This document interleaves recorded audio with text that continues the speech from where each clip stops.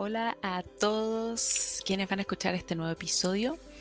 Hoy quiero compartirles un tema interesante desde un punto de vista filosófico y también social. Y este va a ser un poco diferente porque tiene que ver con un ensayo que en cuanto esté publicado se los compartiré. Ahí ustedes pueden escribirme si están interesados. Y esto tiene que ver con el tema de la contribución, y digo contribución porque ha sido un aporte a nivel social de lo que ha significado el feminismo.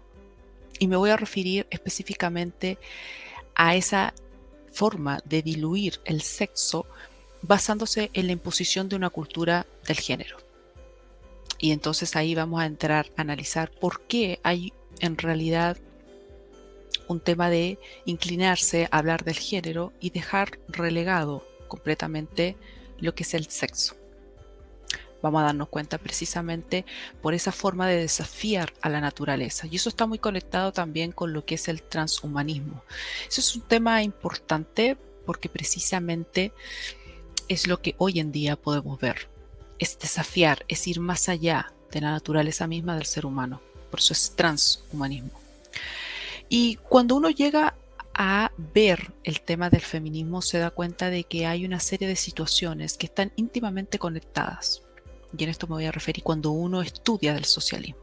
Entonces, cuando uno se inclina por estudiar a todos los autores, estudiar el movimiento del socialismo, uno comienza a darse cuenta de que lisa y llanamente están íntimamente conectados. ¿Y por qué ustedes se preguntarán? Están conectados. Porque siempre hay un antagonismo, siempre hay un opresor y un oprimido. Y en el caso del feminismo, tenemos en este caso a la mujer, que cumple ese rol de ser oprimida, y el opresor estaría siendo el hombre. Por tanto, uno puede concluir que sin la izquierda radical, sin el socialismo en sí, el feminismo no podría tener el efecto que tiene hoy en día.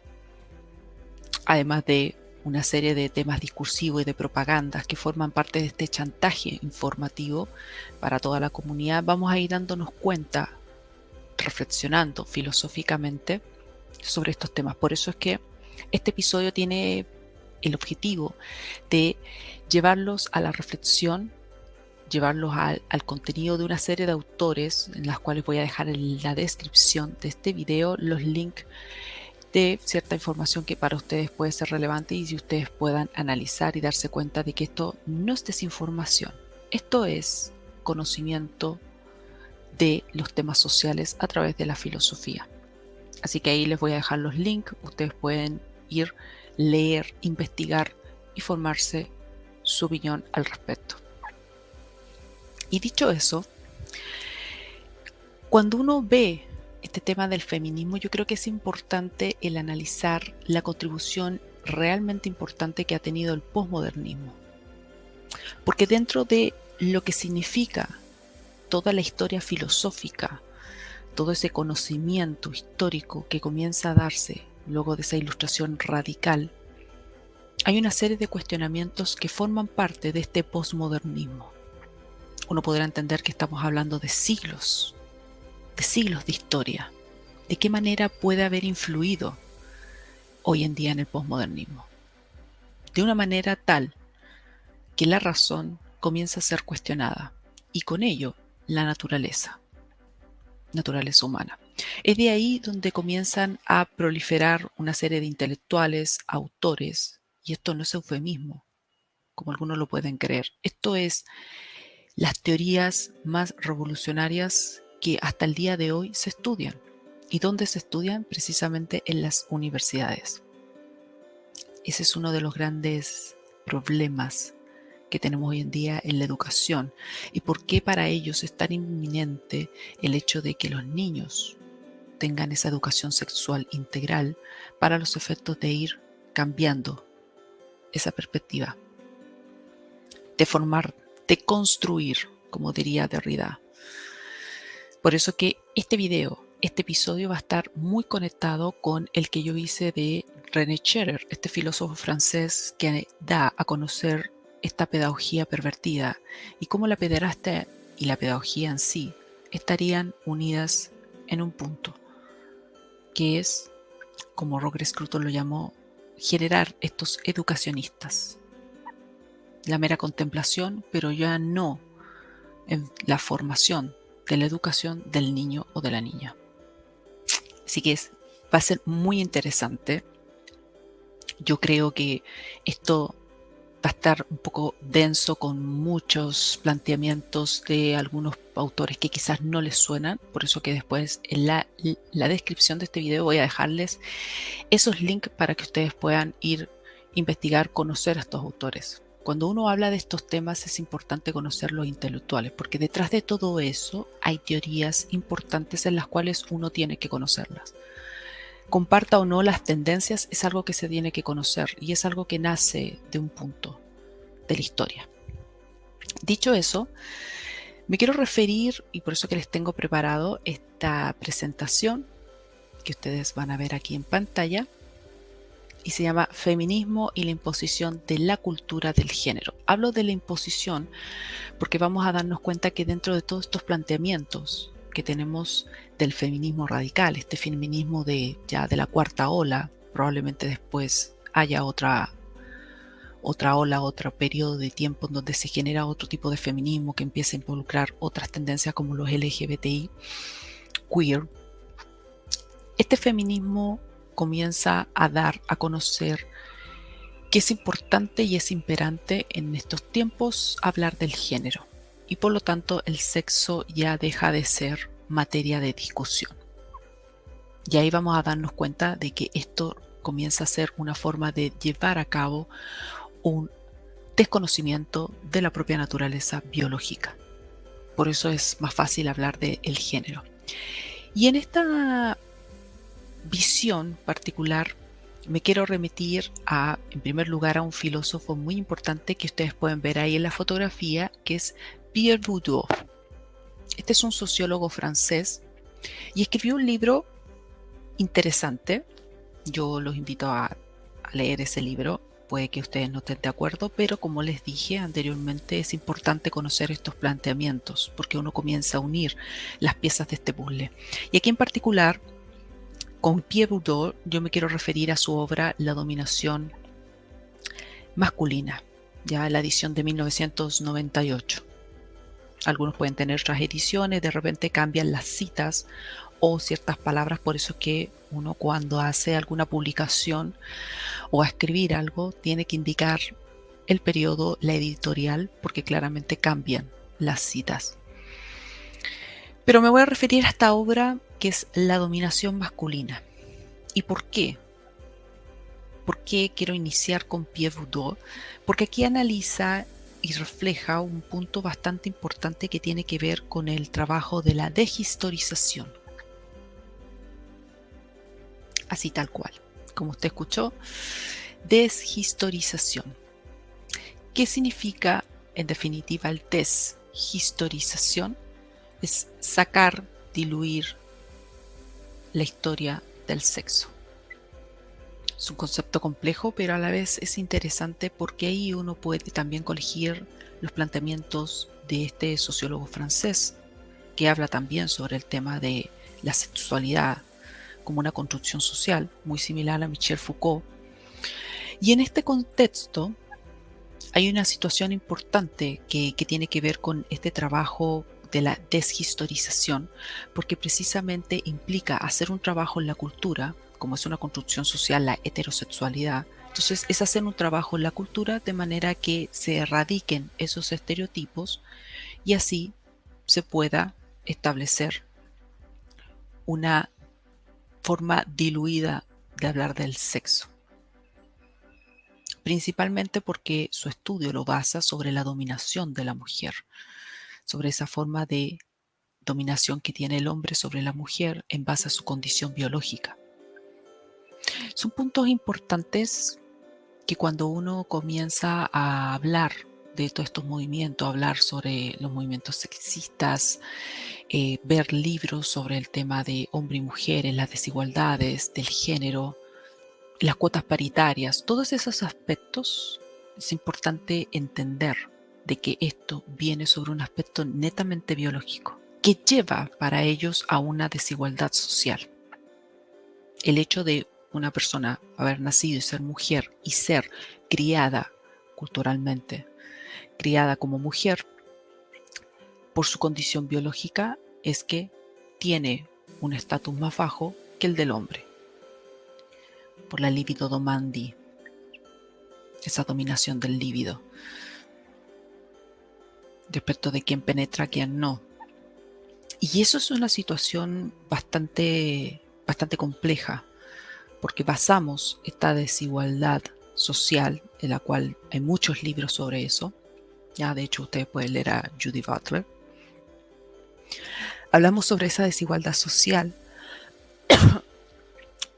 basándonos precisamente en un tema biológico, en un tema de naturaleza. Y así las cosas, siguiendo con Pierre Bourdieu, hay para él una violencia simbólica. ¿Por qué lo llama violencia simbólica? Lo llama precisamente porque es un aspecto que es conocido y reconocido como dominio. ¿Por parte de quién? Por parte de la mujer.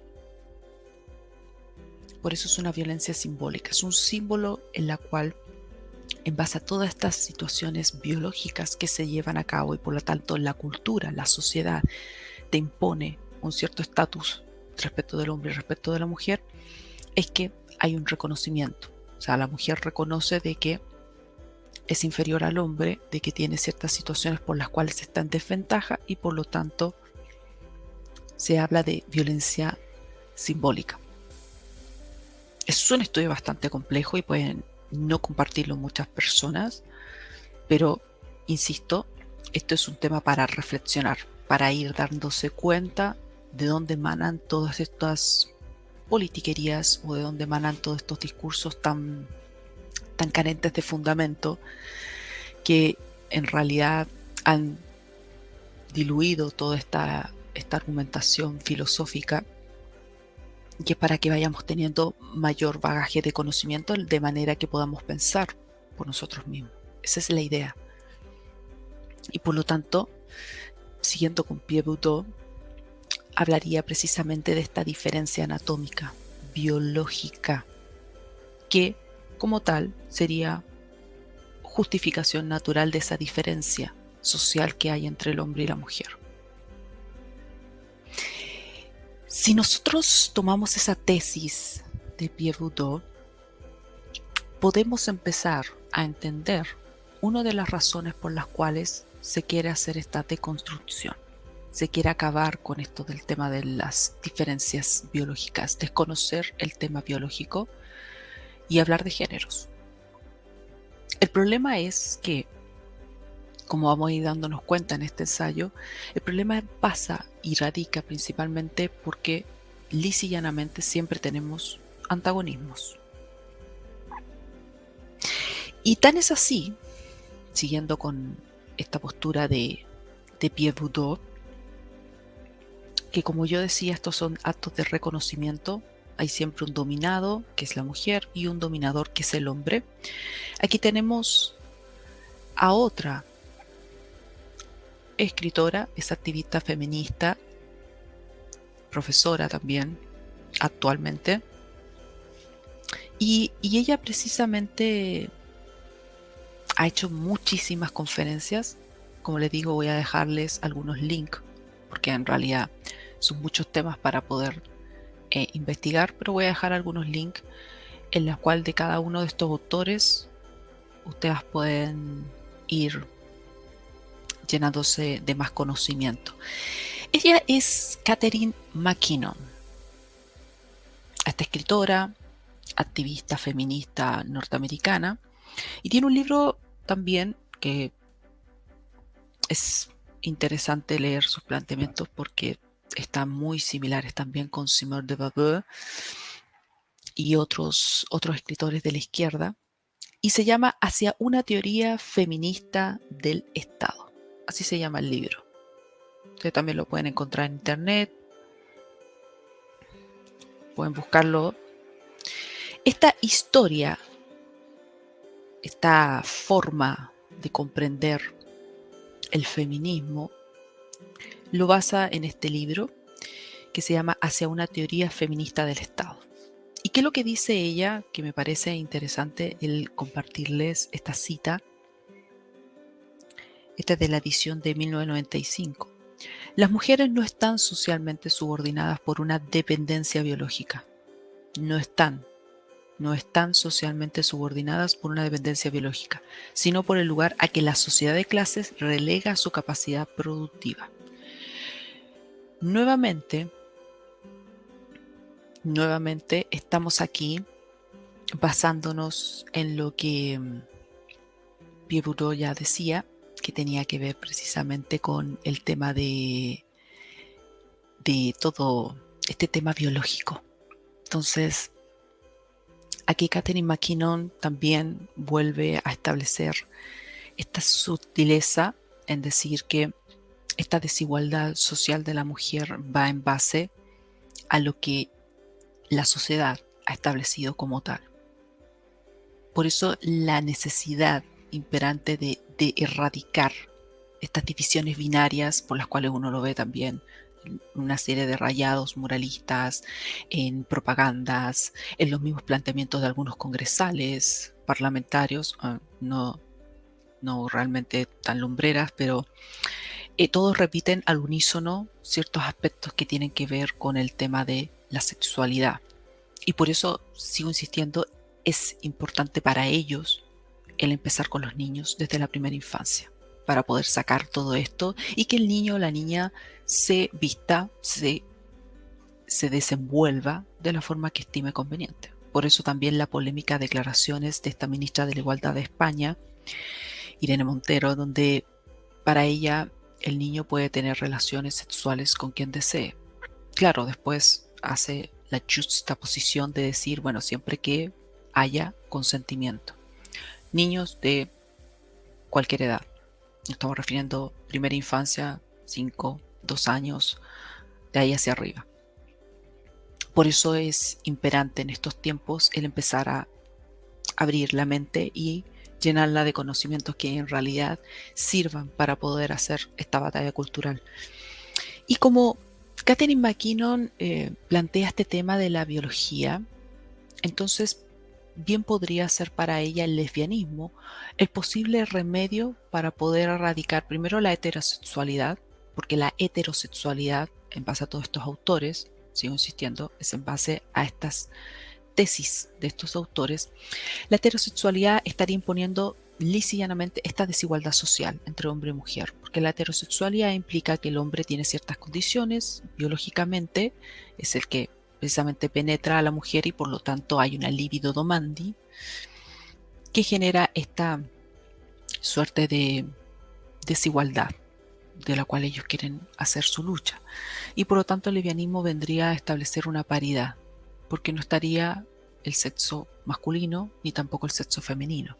Y de hecho, sin ir más lejos, eso lo establece, porque para ella el lesbianismo elimina esa base genérica. Eso ustedes lo pueden encontrar en el libro. No es una especulación, tampoco es un eufemismo, ese es un planteamiento importante.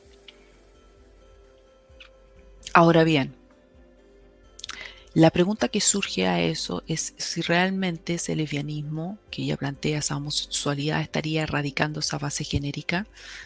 Por eso también el tema de la pedagogía pervertida de René Scher, que tiene también por objetivo el ponerlo en grupos mixtos como él plantea. Por eso les voy a dejar el link de la descripción también de ese video para que vayan haciendo esa conexión.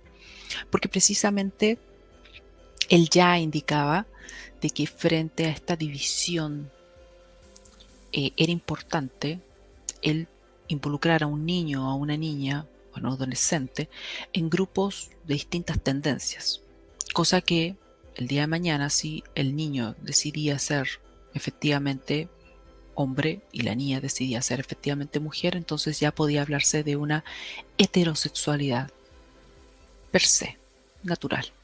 Porque para ellos la heterosexualidad no es algo normal, es una construcción social.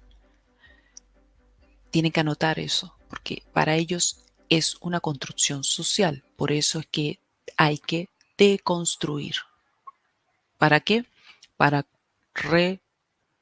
reconstruir, deconstruir, desmoronar, para reconstruir una nueva sociedad.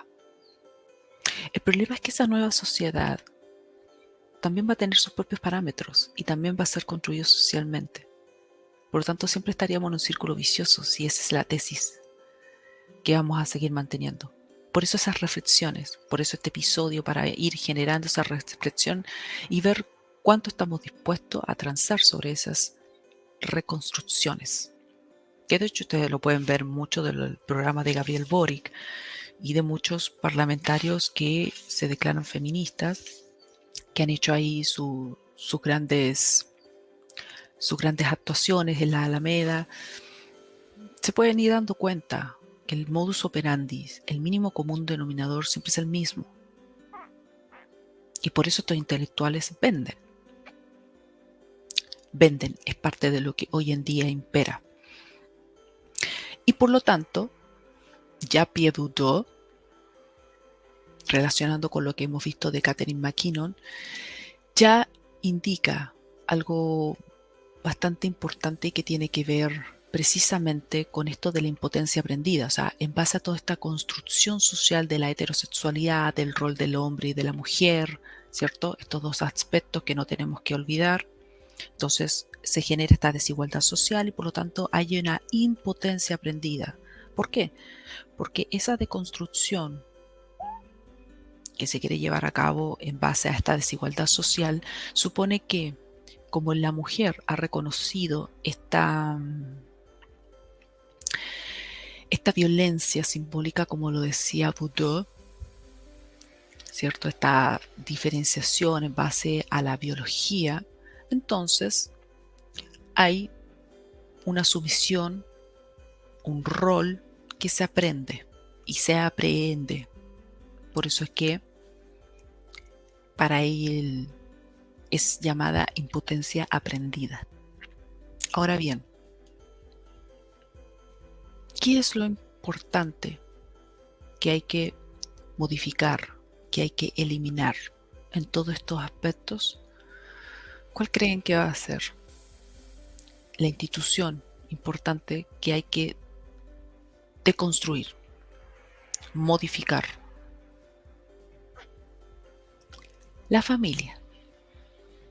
Exactamente. La familia es la institución que hay que deconstruir porque la familia es la que asume, sin lugar a duda, este rol. Esta impotencia aprendida, esta violencia simbólica se logra formar, tomar fuerza a través de la familia.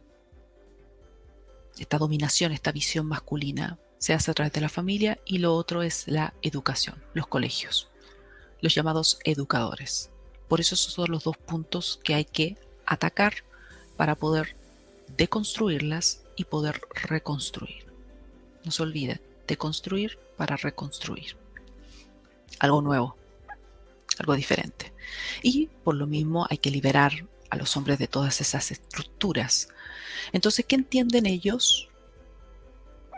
Todos estos autores entienden que sobre la base de todo esto biológico, en definitiva, lo que sucede es que el hombre también aprende todas esas estructuras de dominación y somete a la mujer a un rol determinado dentro de la sociedad. Por lo tanto, erradicando todos estos aspectos, también el hombre se libera de estas estructuras y deja esta dominación. Sigo insistiendo que todo eso es de la tesis, de lo que uno puede leer de Bourdieu, de McKinnon, de René Cherer, de Michel Foucault, de Judith Butler, de Deleuze, de Guattari. Hay muchísimos autores, todos con cada tendencia, con cada teoría, tesis interesante para vender al mercado intelectual. Pero eso es. Y es importante porque de todo esto, estas tesis, estos libros, que puede a usted no estar de acuerdo, están en venta. Gente que los lee, gente que comienza a leer a estos autores, a imbuirse de sus planteamientos y se comienza a enseñar en las universidades.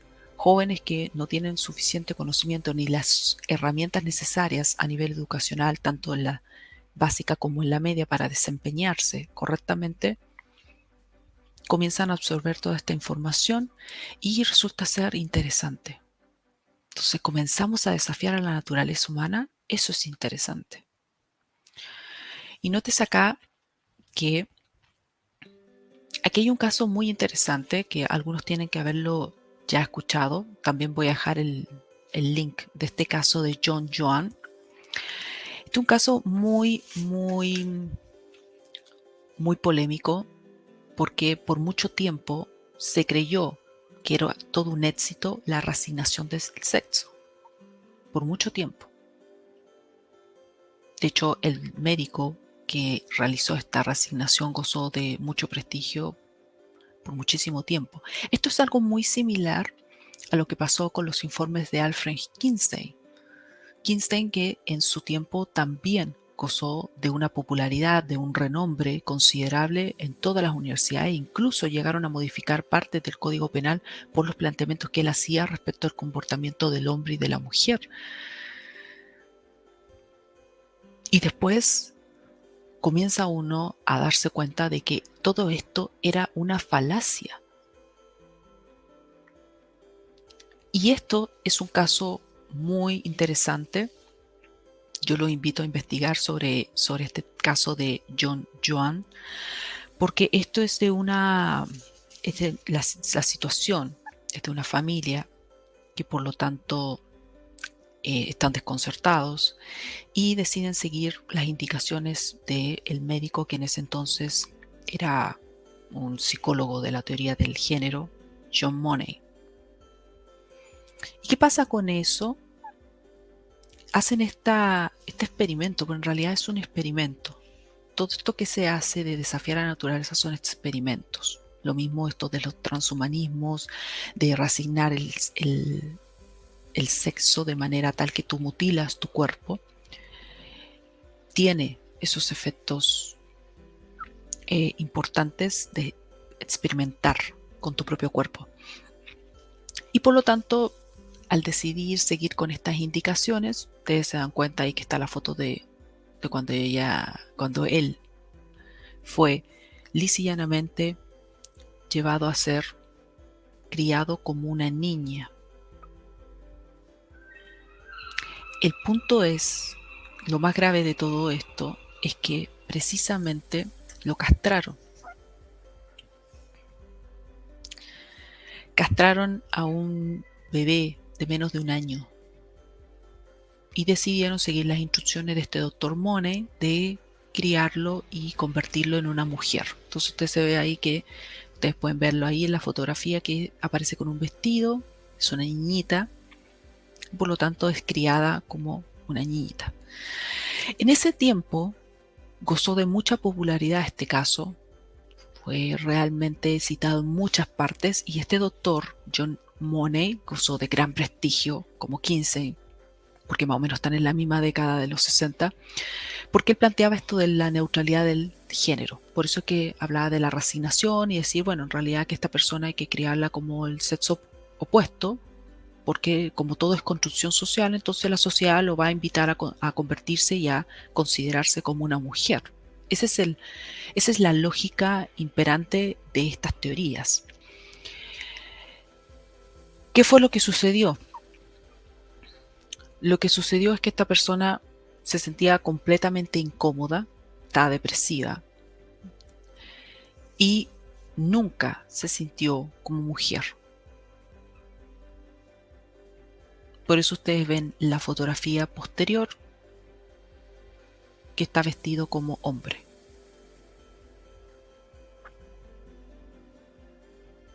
Este es el caso de David Reimer. Y esta situación a uno le lleva a cuestionarse una serie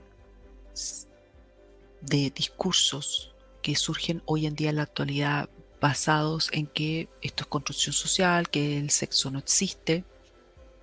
Y ahí también la preponderancia a esta cultura del género. Porque precisamente hay algo fuerte que tiene que ver con la biología. Biología que claramente se necesita erradicar para poder construir esta nueva cultura. De otra manera no se puede para ellos. Por eso es que es tan importante el erradicar el sexo. Y principalmente por lo que en algún momento a ustedes les tiene que haber sonado, porque yo la he citado y es muy conocida, que es Simone de Beauvoir, ¿ya? También filósofa francesa y que fue pareja de Jean-Paul Sartre, otro filósofo de la izquierda radical, del ser y la nada, muchos planteamientos que en realidad no dicen nada. Bueno, ella específicamente escribe varias obras que forman parte también de la inspiración del feminismo ya en la segunda, tercera ola, que es que la mujer no se nace, se hace, porque es una construcción social. Por lo tanto, la anatomía no es destino.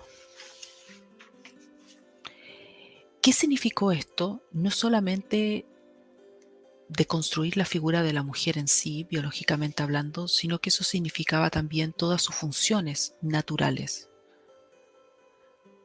Y en definitiva, cuestionar lo que es la maternidad. Y esto es bastante importante porque también comenzó a ser considerada la maternidad como una construcción social. Porque para ello el hecho de amamantar son cuestiones de biología, no cuestiones en las cuales la mujer se tenga que sentir orgullosa por el hecho de preferir su rol de madre. Estos temas son bastante delicados, son muy importantes estudiarlos a conciencia para después ir a manifestarse o ir a vociferar una serie de situaciones y palabrerías que nadie entiende. Porque aquí Simone de Beauvoir también peca en referirse al macho y al castrado como la mujer. Esa diferenciación, uno se puede llegar a preguntar si no supone una discriminación sexual, referirse a macho y al castrado como la mujer por el hecho que no tiene el pene para poder llevar a cabo la penetración, y eso lo hace en definitiva no tener el rol que debería tener socialmente. Eso es una discriminación sexual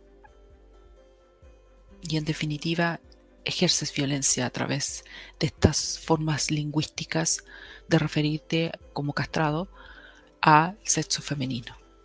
Estas son cuestiones que nadie repara cuando se va a manifestar o lleva la polera con la leyenda "la mujer no se nace sino que se hace".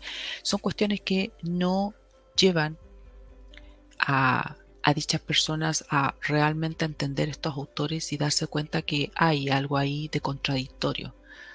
Eso es lo que pasa con todas estas obras que han surgido en base a esto de la deshistorización del sexo, la dominación, que dicho sea de paso, el primero que escribió sobre la mujer fue John Stuart Mill. Bueno, además tenía a su cónyuge que era feminista, fue una de las primeras feministas en la vida intelectual. Pero es llevar una serie de situaciones de comprensión de todas estas obras y darse cuenta de que hay contradicciones en sus mismos planteamientos, pero no se reparan cuando uno se va a manifestar y no conoce realmente estas obras. Por eso es que es importante conocer los planteamientos de René Scherer, de Simone de Beauvoir, de Jean-Paul Sartre, que no olvidemos que ellos también fueron los que estuvieron en esta declaración de 1977 con respecto a estos franceses que fueron condenados por pedofilia. Carta que era en apoyo a ellos. Pasándose que, claro, esto es construcción social y por lo tanto los niños han sido construidos socialmente en comportarse de cierta y determinada manera a través de la educación. Entonces, quedan todas esas reflexiones, esos cuestionamientos en base a estos autores. Es lo que plantean. Y por eso que parir y amamantar no son actividades, son funciones naturales y por lo tanto no implican ningún proyecto. Es un tema natural y en la cual, como es una construcción social, el ser mujer y el ser también madre, porque la maternidad pasa a ser esa construcción social, por lo tanto no implican ningún proyecto y la mujer no debería sentirse orgullosa en realidad de su existencia, porque son funciones netamente naturales. ¿Qué implica eso? ¿Por qué llegamos a ese punto? Porque precisamente el hecho de decir que todo esto es una construcción social y que el parir y el amamantar, como lo dijo Simone de Beauvoir, y es algo que también Catherine McKinnon lo plantea, lo respalda, es decir, que estas funciones naturales no implican ningún proyecto, es una construcción social y por lo tanto, como hay una violencia simbólica, una impotencia aprendida en los términos de Bourdieu, simplemente la mujer se somete a su tema biológico, a su rol como mujer. Nada más. Por eso, tantos cuestionamientos hacia quienes deciden ser madres y por qué ustedes ven ahí en las manifestaciones gran agresión y violencia hacia quienes están por tener un hijo, quienes deciden ser madres y por eso también las manifestaciones hacia el derecho a abortar. Desafiar a la naturaleza. Interesante. Complejo, pero creo que es imperante en estos tiempos conocer. Y aquí tenemos a una intelectual que yo ya la cité cuando hablé de René Cherer y sobre el tema de la pedofilia y la pornografía infantil. Bueno, Camille Paglia es una escritora, es una activista y también profesora norteamericana. Ella sí ha hecho grandes refutaciones hacia el feminismo radical. De ellos, ella se consagra como una antifeminista. Y tiene su obra que es también importante de leer, pero hasta cierto punto, porque tiene mucho de la historia del arte en base a explicar un poco la cultura de hoy en día. Es su obra Sexual Personae. Esta obra también la pueden ustedes encontrar en digital, en físico. Es una obra densa, no es muy buena, pero tiene ciertas cuestiones que uno ya puede fijarse en sus planteamientos. Y hay una situación, hay una entrevista que a ella le hicieron con respecto a este tema de hablar del sexo, de hablar del género. Y es una entrevista del 2015, que voy a dejarla ahí en la descripción de este video, su entrevista. Y les voy a citar textualmente la traducción. Se realizaron unos experimentos inspirados por la segunda ola del feminismo a finales de los 60 y a principios de los 70 para educar a niños en formas no basadas en el género. Le dieron muñecas a los niños y soldaditos a las niñas. El resultado fue que los niños destruyeron las muñecas y las niñas jugaron a darle de comer a los soldaditos. ¿Por qué me pareció interesante el citarles esta obra, en particular esta entrevista y este párrafo? Porque uno se da cuenta que hay un tema biológico y hay un tema también neurológico, ¿ya? Que tiene que relacionarse con la forma en que se construyen los cerebros. Y aquí yo llego al punto importante de, en definitiva, lograr comprender que hay precisamente un tema de querer deconstruir algo por la cual significa luchar por la biología, luchar contra la biología. Y aquí, en esa frase que yo les cito de esta entrevista de Camille Paglia, uno se da cuenta qué fue lo que hicieron los niños y qué fue lo que hicieron las niñas, aun cuando se les quiso dar cuestiones completamente opuestas a lo que están acostumbrados. Pero aquí nos empezamos a dar cuenta de que hay un tema ineludible y por la cual tiene una fuerza que es con la que estos movimientos tratan de luchar. Y es a lo que me refiero con lo que plantea Helena Cronin, esta intelectual racionalista británica, que hace una conferencia precisamente para explicar por qué los cerebros del hombre y de la mujer son distintos. Alguien tiene que haber leído el libro Las mujeres son de Venus y los hombres son de Marte. Bueno, esto tiene una explicación. Y ella lo cita muy bien cuando dice que las mujeres están mucho más interesadas en personas y los hombres están mucho más interesados en cosas. Esa diferencia es una de las más grandes de las diferencias psicológicas entre los sexos y también desde el punto de vista profesional. De hecho, yo les voy a dejar la invitación a que vean esa conferencia de Cronin porque es realmente interesante el ver la forma en que se construyen los pensamientos de las mujeres y de los hombres a nivel cerebral. Y eso es algo ineludible, eso es algo que no se puede bajo ningún aspecto erradicar.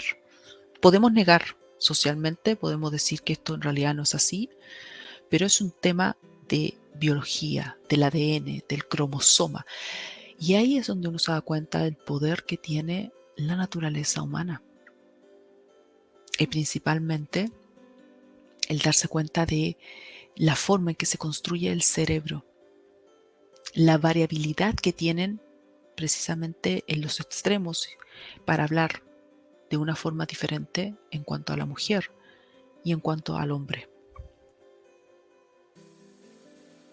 De hecho, acá ustedes pueden darse cuenta de la importancia que implica el hacer estos análisis, el aprovechar estos medios para poder imbuirse de información y poder compartir y poder investigar, porque siguiendo en la misma línea de lo que he planteado y de lo que también está en Cronin, en Helena Cronin, aquí Sir Robert Scruton, que es uno de mis filósofos predilectos, lamentablemente fallecido, de filósofo británico, habla en una de sus conferencias por qué hablamos de género y no de sexo.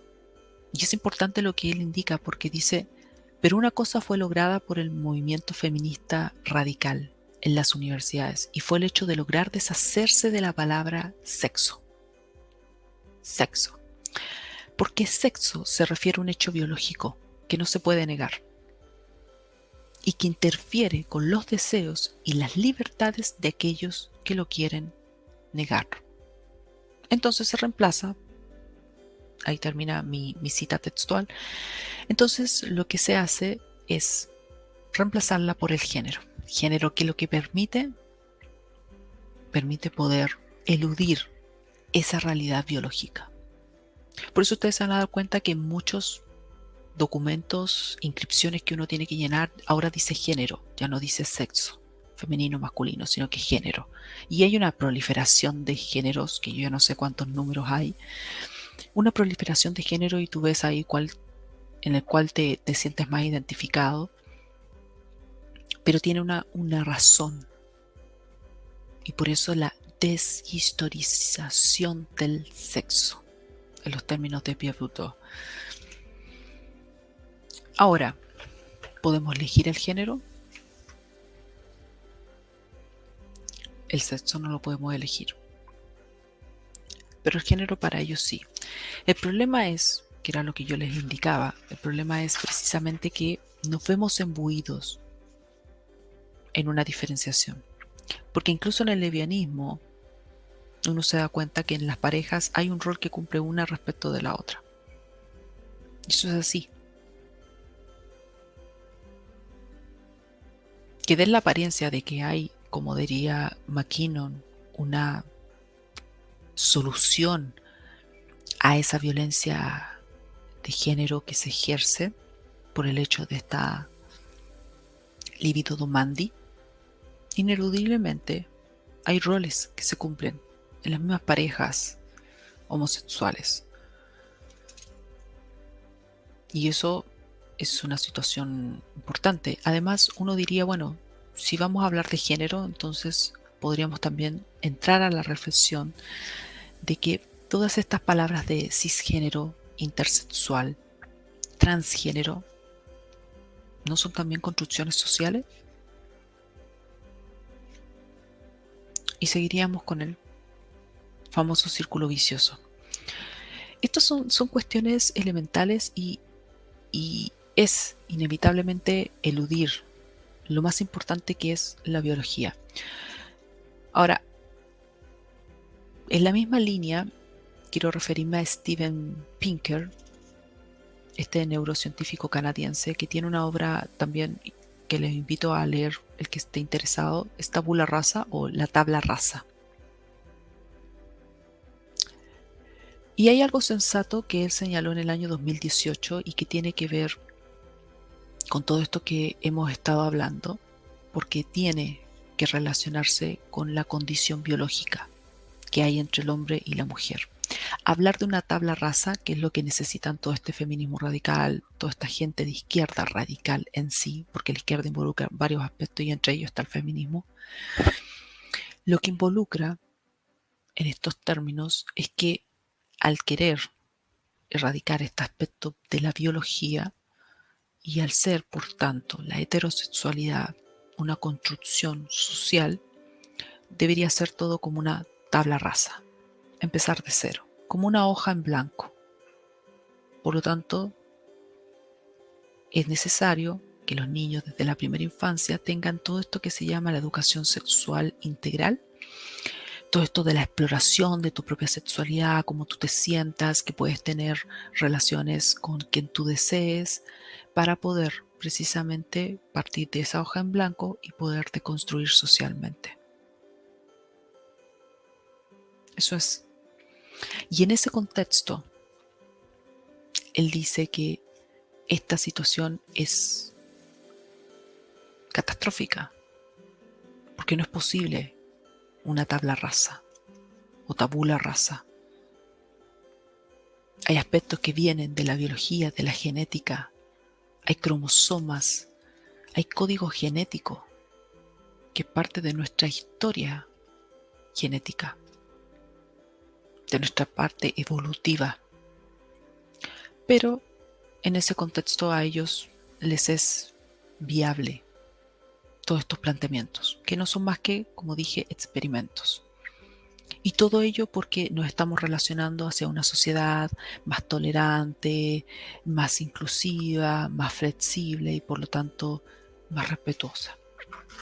El problema es que comenzamos a imponer esa diversidad a la fuerza. Y eso es lo que se hace. Comenzamos a tomarnos del Estado para poder controlar y comenzar a construir, reconstruir esta nueva sociedad.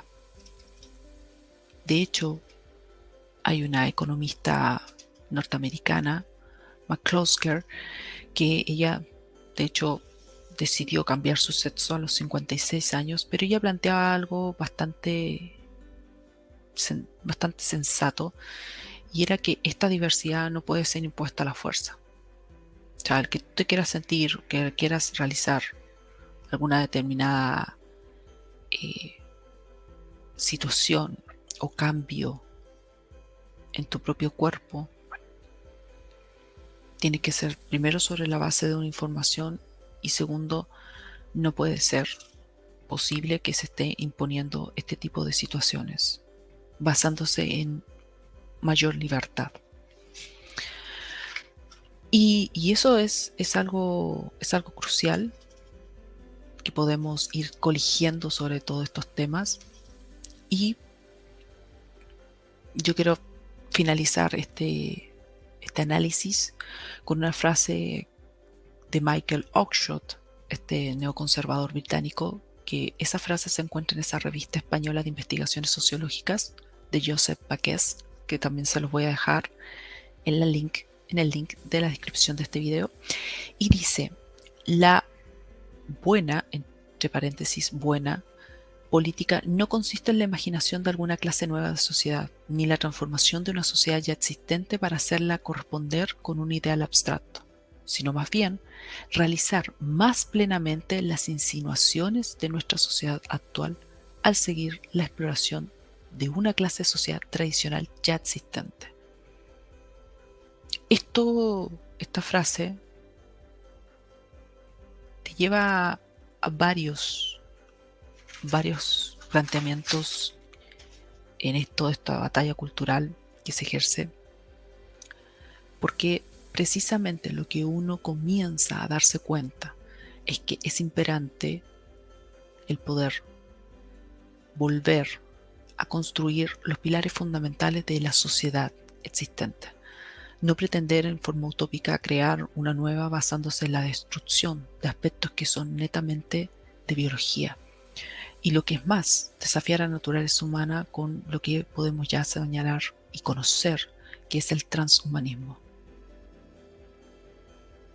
Es importante proteger a los niños y no dar pie a este elefante enorme que es llamado Estado, de que pueda controlar todas y cada una de las dimensiones de tu vida y las dimensiones de la vida de tu familia, con el objetivo de controlar y decir qué vas a hacer y qué no vas a hacer. Eso ustedes pueden corregirlo en lo que sucedió con el tema sanitario, con el tema de la educación, con el tema de la administración de fondos y una serie de otras situaciones que ustedes mismos pueden sacar sus propias conclusiones. Sin embargo, para ellos es vital el tener el apoyo ineludible de un Estado cada vez más poderoso. Espero que le haya sido de interés, de reflexión, que no haya sido muy denso este tema. Voy a dejar, como les dije, en la descripción de este video ciertos links de interés para que ustedes puedan recurrir, informarse y poder combatir esto que algunas personas llaman como desinformación. Parece interesante. Desinformación y al mismo tiempo dar fuerza a la educación digital, que la educación digital no es más que control por medio de inteligencia artificial. Esto es algoritmo. Por lo tanto, usted va a ver, va a conocer lo que se quiere que usted vea y conozca. Bueno, eso ha sido en este episodio. Si te gusta mi trabajo y quieres contribuir, es importante apoyar este espacio de la libertad. Te invito a ingresar a Patreon. Puedes elegir 2 membresías, el apoyar a la libertad o el que querer aprender más, y por Flow, que ahí también puedes hacer tu contribución del monto que tú quieras, valorando este trabajo. Así que te invito a hacer estas contribuciones porque esto es autogestionado y nos estamos viendo en un próximo episodio. Chao, chao.